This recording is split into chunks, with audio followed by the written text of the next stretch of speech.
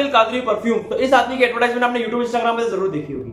और ये लोग इसलिए इतनी एडवर्टाइजमेंट यूट्यूब इंस्टाग्राम पे आ रही है क्योंकि महीने का 2.5 करोड़ रुपए खर्चा कर रहे हैं एडवर्टाइजमेंट और परफॉर्मेंस मार्केटिंग के ऊपर। तो इतना खर्चा कर रहे हैं मार्केटिंग के ऊपर, तो ऑफकोर्स सेल तो अच्छी होगी। तो ये महीने की लगभग सेल कर रहे हैं 6 करोड़ रुपए।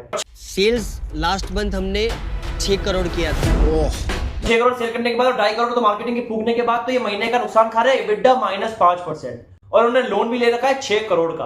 तो 6 करोड़ का लोन इन्होंने ब्याज तो नहीं बताया था शार्क टैंक में, लेकर अगर 12% में मानते हैं ना तो साल का 72 लाख रुपए इंटरेस्ट हुई, तो महीने का 6 लाख रुपए ब्याज।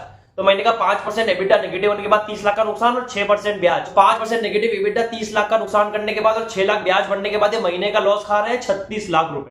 स्टार्टिंग में तो अच्छा कर रहे थे, सेल भी इनकी अच्छी थी और EBITDA भी 3.5% था पॉजिटिव। तो इन्होंने 2021 के अंदर स्टार्ट करा था, तो 2021 के अंदर इनकी सेल थी 5 करोड़ के आसपास, जो इसमें पॉजिटिव EBITDA था 3.5%। 2020-21 में हम लोग ने 5.3 करोड़ का किया था रेवेन्यू, और विथ 3.5% EBITDA।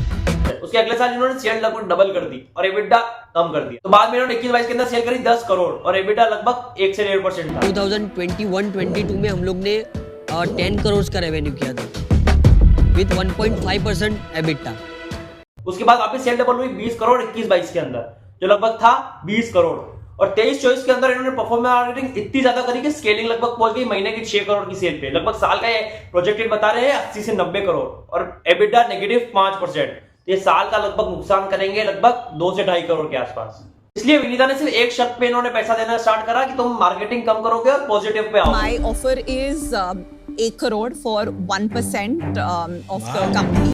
इनकी ग्रोस मार्जिन बहुत अच्छी थी, लेकिन एडवर्टाइजमेंट करने की वजह से इन्होंने नेट मार्जिन की बहुत नेगेटिव आ गई। इनकी ग्रोस मार्जिन थी लगभग 70% और 40% तो ये लगभग मार्केटिंग की कर रहे थे, 20% ऑपरेशनल कॉस्ट और 10% शिपिंग कॉस्ट, तो लगभग आ गया 5% नेगेटिव EBITDA।